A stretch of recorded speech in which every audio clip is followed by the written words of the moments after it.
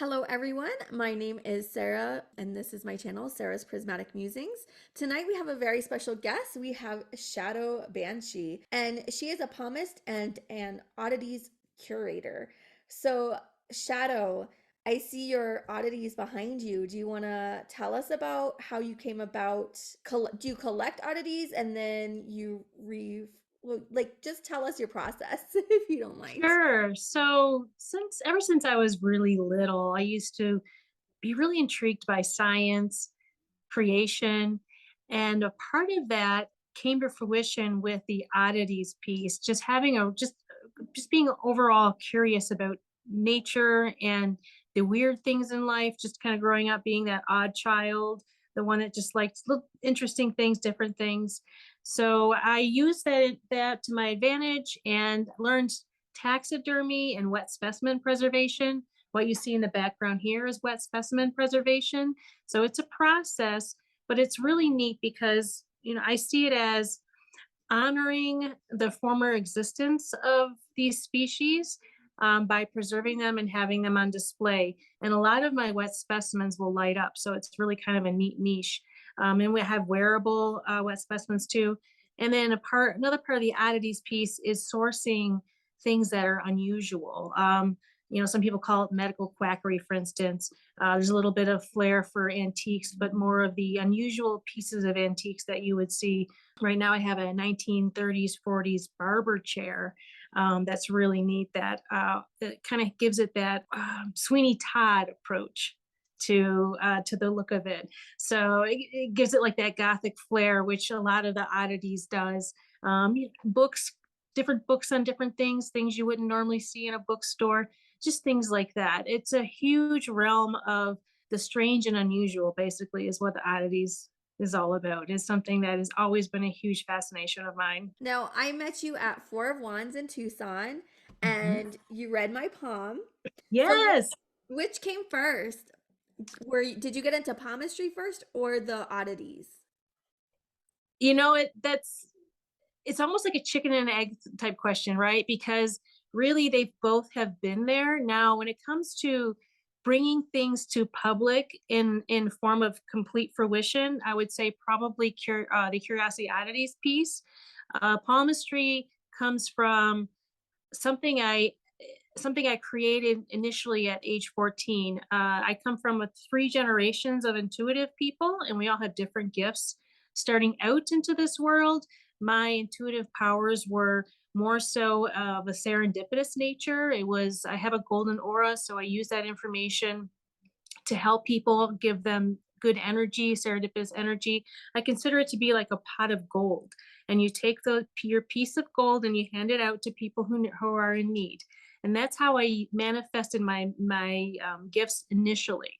And as time passed, I found other ways to help people and to help them grow and to help them be better people. And I really loved the palmistry piece because what that does is it brings us a type of human connection that is you don't see much these days. It's more rare, especially with the pandemic. We're just not close to each other, and palmistry is just a perfect tool for connection. And it really helps round out the taking the intuitive piece I have naturally, and then studying my fascination with palmistry over the years. I went public with it about a year ago. Before that, it was just family and friends. Um, but as I read more hands and I get more into it and I have more people connection, and you really see a lot of interesting things in palmistry. It's a very old practice, older than tarot, older than any other types of runes, other place bone readings, all these readings. Palmistry is actually older than that.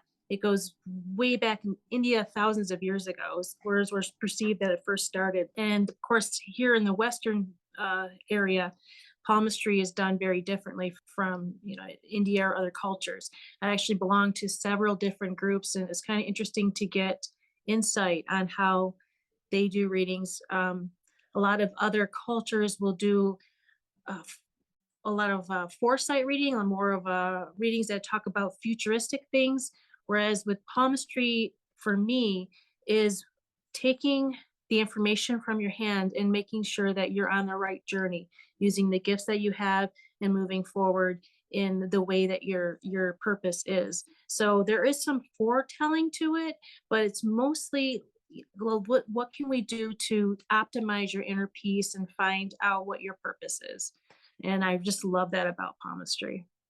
Definitely. So, how did you discover palmistry? Did anyone else in your family read palms? They didn't. Each one of us in our generation, we have different gifts. For instance, my mother was more into seeing spirits. My father was more of a reader of minds. And my one grandparent was like my mother, where she could see spirits. And my grandfather, he had that serendipitous energy that I have. So they used their energies in ways that didn't involve palmistry. I was just fascinated with palmistry because it offers the human connection, which is really important to me. I very much love being able to help people. I always have, ever since that age 14 was just that revelation of knowing that, okay, I have this gift and I want to do something with it special. Palmistry just answered that question 100%. And there's a science to it. It's not just all intuitive.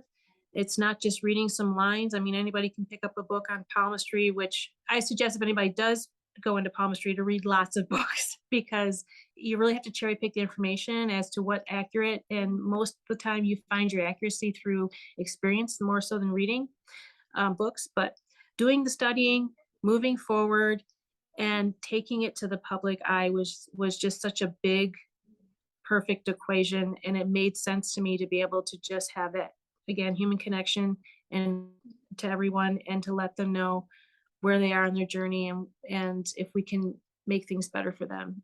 There is a counseling piece to it, I could say. Actually, with all the readers, we feel that way at 401s, that we offer a type of counseling. Definitely. Is there a book that you would recommend for people to pick up to learn palmistry or to gain more knowledge? There is, however, it escapes me as the name of it. My apologies. What I can do is I can send you the link and you can add it to our interview today. But the one book in particular that I will give information on is probably the most accurate in the overall concept of palmistry. And it's a very big book because palmistry is very detailed. There's a lot of pieces to it, there's a lot to learn. It's physical, it's spiritual, it's science, there's history. I mean, there's a lot to it. It's not just, learning cards and bringing out the cards and seeing what the cards read. This is learning about each and every hand and how different we all are from each other. So yes, I will get you that information. My apologies. I don't have the book in front of me. So No worries. Tell us more about your process. You said you went public with it about a year ago.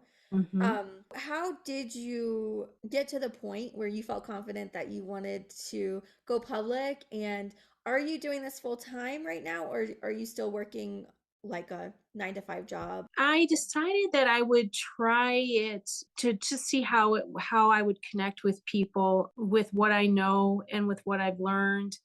And I had met everybody here at Four of Wands after doing shows. I initially started doing them on my own at fairs and art shows and craft, our psychic fairs, things like that, just kind of going out there and getting a feel of things, looking at everyone's hands.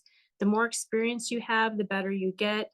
So I started out just a quick little read of people's hands, and just charge a small amount of money, and just see how it felt, see if this was going to be a good fit for me, which right away I knew it was. When you get that sensation of people who feel just so grateful for having clarity, it's really the best gift you could ever get. So I was really excited about that. Once I started doing the readings well, I started doing readings in Phoenix and in Tucson. And then when I came to Four of Wands, when I met the crew here in October of last year, they had offered me full-time reading here in their store.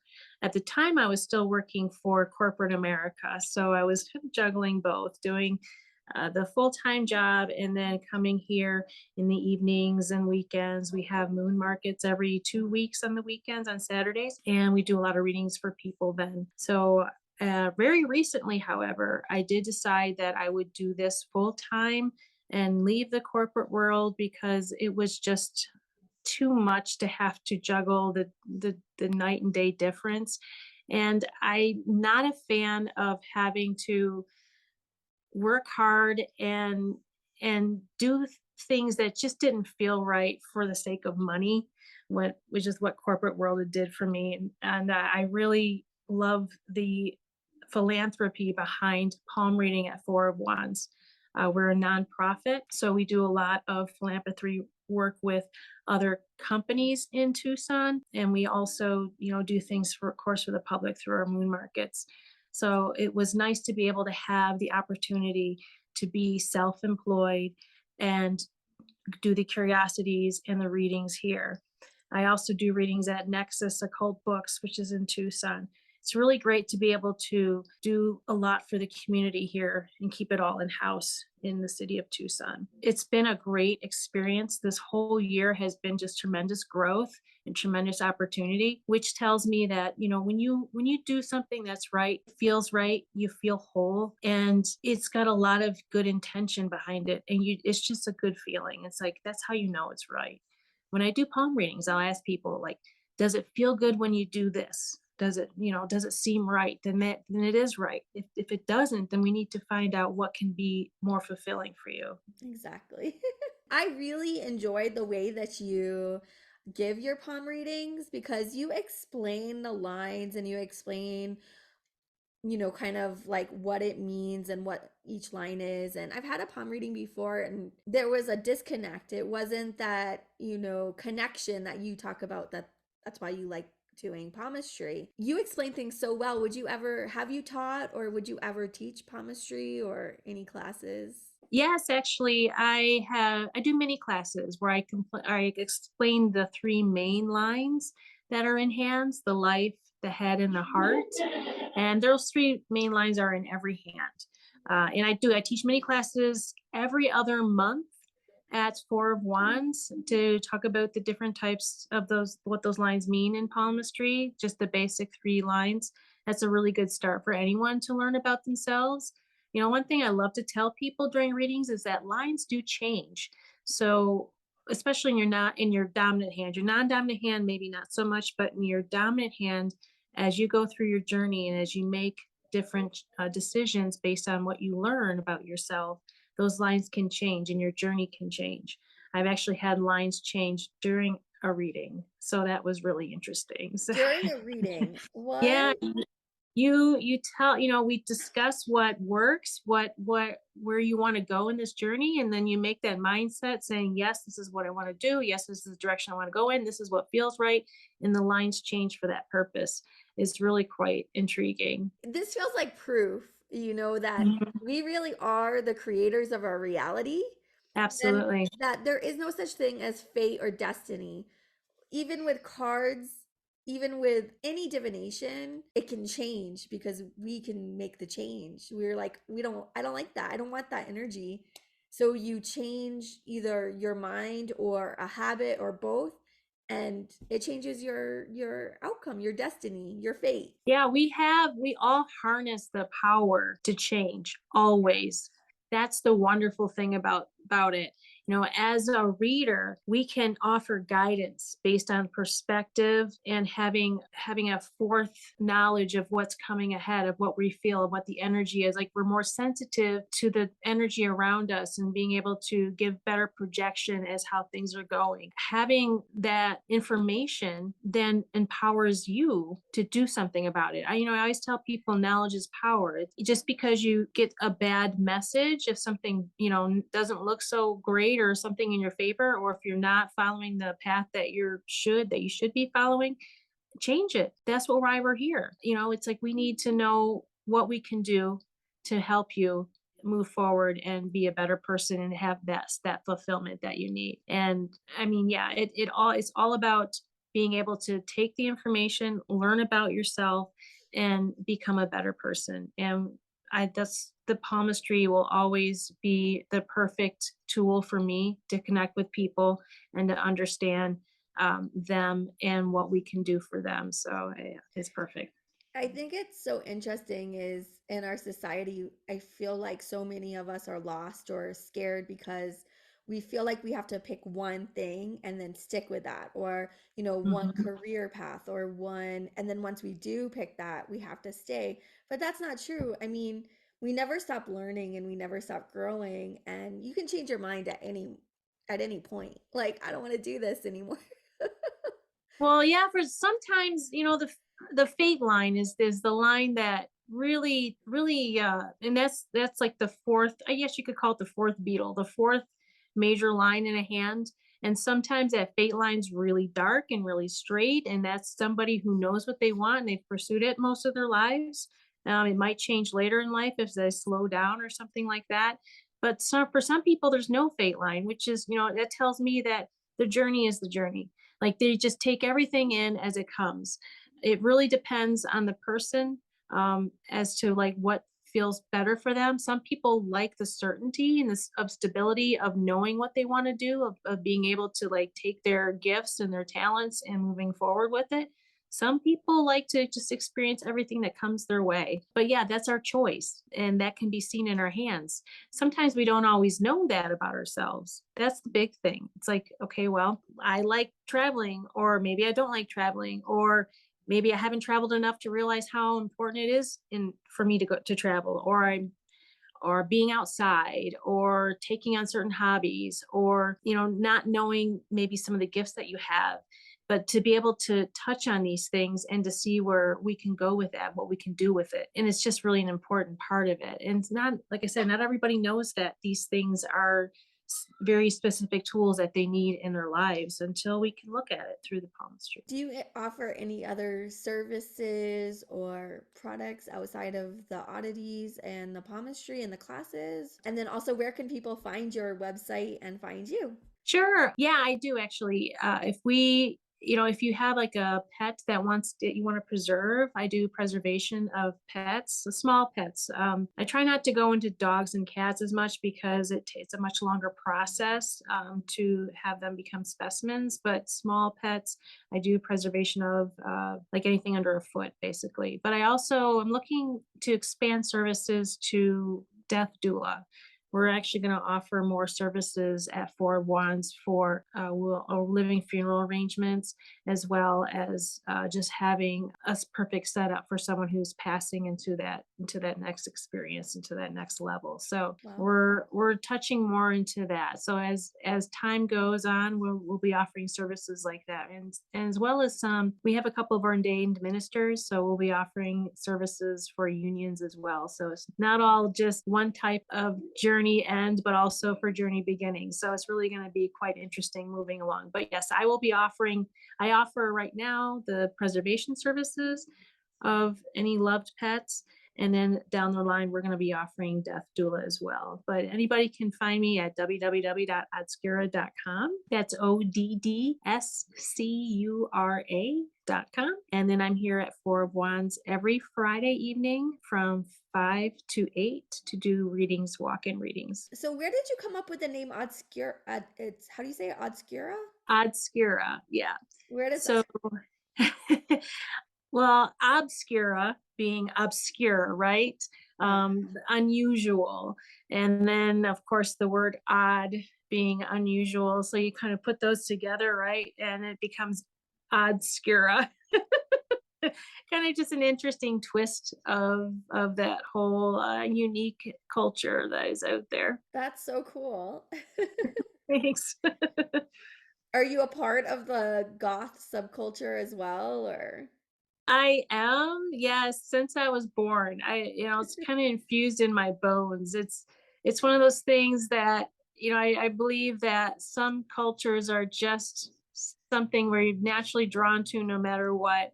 I mean, you could throw me in a room full of pink and pot and bubble gum and cotton candy, and I'm gonna find a way out because it's just not my thing. But yeah, I very much love the Gothic culture. It feels like home. It's very warm to my heart. it's a very strange feeling. I remember for some reason 14 just it was like the most amazing time of my life where I just a lot of things I um embraced and woke up to, including intuitive powers, but also the gothic culture. It just felt like home. It's really the best way I could put it. So it's funny because when you belong to a certain a specific subculture, you tend to know each other from a crowd. Right. It's kind of a nice, neat part of having that sense of community, which I think is important for humanity in general. So yeah. Definitely. Community is so important. And Four of Wands is such a great community of healers and people who do different types of divination and Yes. classes and workshops. And it has such a great community feel. So I'm really glad that Tucson has something like that. Indeed. Yeah. If people can go to Four of Wands Tucson, they can Google that to get to the website and read about all of our readers because, yes, we have healers, we have Reiki, we have channelers, we have readers of all types of backgrounds and of all different types of talents. And the moon markets have been fantastic and they just keep growing because that's the best way to really get a taste of what we have to offer in product and in services. So I always suggest people coming out to one of our markets. They're on Saturdays, 2 Saturdays a month. You can see them on the website and pick what day works best or what day of the month works best for you, like which one of the Saturdays and what time you want to come in. We're open from 2 to 9 during the moon markets and they just keep getting busier and busier. It's really been great. Oh, that's excellent. So, Shadow, is there anything else you would like to add or tell us? There's just a lot of movement with Four of Wands. I always tell people to really like look out for all the changes and all the different growing sense of community offerings that we have. To pay attention to the website, pay attention to our calendars. We put out event calendars every week on Instagram. So Perfect. I suggest becoming a subscriber to that so you can see all the movement there. And then as we go on in the year, there'll be other events that we can announce. We have some really cool things that are in the making. So yes, hang on, stay tuned. There's going to be a lot of more really cool connection that we're going to offer here in Tucson. So I'm really looking forward to that. That is awesome. Do you feel that Four of Wands is doing so well because people miss that sense of community during lockdown? Absolutely. Yeah. During the moon market, we always hear from people about how important it was for Tucson to have something like this, that we finally have something where people can come together as a community. I think Tucson works very hard in general through many events to try and bring us all together. And Four of Wands is just like another beautiful piece of that through the metaphysical realm is our way of being able to bring people together. But Tucson has been great just with bringing all cultures together. I mean, the Gothic culture with, other like Surly Wench, for instance, being one, a place where they can go. And then we have, drive-ins. And I mean, if you go to the community events page, you can see just the flavor of Tucson and all the wonderful different types of people and cultures that we have here. I think that's what I really love about Tucson in general is that the people that are here are just unique and wonderful and there's always something to learn about us, about each other. Four of Wands brings that together for a lot of us because through our readings and through our products and through the connections that we make, we learn more about each other and how we can strengthen each other. Mhm. And I mean, even the core group of us that work here in the shop that are part of all the different types of movement between readings and product making and both. I mean, I do both. There's a few of us that do both. We help each other tremendously. We help build each other up. We help strengthen one another. It's been a wonderful experience. We all come from very diverse backgrounds and from very diverse cultures. So our own personal experience just reflects that diversity that we have in general for all of Tucson. So I just think it's just so very important. Our work here is very important and the community notices that. and they're really happy that we're able to continue and grow and offer so much through our services here in our markets and our events. So really looking forward to what the rest of 2023 is going to be about. Yeah, I just love how open-minded Tucson is. It feels like Mhm. everyone's pretty accepting and open-minded. And that's kind of hard to find in some other sections of Arizona, but Tucson's Mhm. pretty open and community focused. There's always seems to be some kind of festival going on. Last weekend Mhm. was the Festival of Books, and this weekend is the Steampunk Festival. Mhm. So it's, whatever you're into, there's something. And even though it's a smaller city, it still has so much to offer, which is really cool. I think that that's like the perfect combination that we're a small but not too small city. It's like it's a fairly sizable city, but the community is tight. I don't think you can get quite that perfect combination in a lot of other cities in Arizona, Yeah. but Tucson has it. It's got its own magic. Yeah, Sedona would be another place that has a really strong, well, at least new age community. I'm not right, sure about right. other, but Tucson is just it's a wide array, if I can speak, of people and cultures. Like you said, it's really great. It's just a city that everyone thinks of Phoenix first and maybe Sedona, but Tucson's just really diverse as well and just really so much to do. Yes, and I don't think Tucson will always be a little secret. I think that every the more I'm here and the more I'm part of the community, the more I see the growth. Um, with especially these last couple years and COVID and how people's lives have changed, Tucson has become a strong place to go, a place for new beginnings and a place for rejuvenation. So I see Tucson being a very important part of Arizona.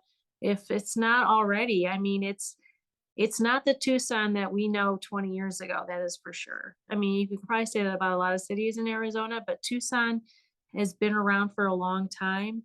And the growth it's had just with the last couple of decades has been tremendous. And it just keeps getting stronger. So I really think that it's going to be just as important as Phoenix. It's a lot sooner, I think, than we realize because there is so much to offer here. And we have such a core group of diversity that you don't see in a lot of other places. You know, I come from a city in on the Mideast in Michigan. And it's also a fairly sizable city, but the diversity, albeit there is some, it's the culture and the energy is not the same. Tucson is really, I can't say this enough. I just think it has a magic to it that's you can't find in a lot of other places. So I feel really lucky to be here, and I feel good for all the people that are here, and people who have just moved here in the last few months, they tell me the same thing that they just feel so lucky to be able to be here and to be a part of everything that is here. So I just want to continue that work and to be able to offer more and more to our people here because it is so rewarding and it's just a wonderful place to be and a wonderful set of people to help. And we have so much to give. And I hope we see more people at Four of Wands and we help more people at Four of Wands, especially at the moon markets. It's been great. I want to continue that. So yeah, I really do appreciate this time. Yes, thank you, Shadow, so much for taking this time. I know you just got off of working at Four of Wands. You're still there in Yes. front of your curiosities cabinet, which is so cool that you were able to show us those. So thank you so much, Shadow.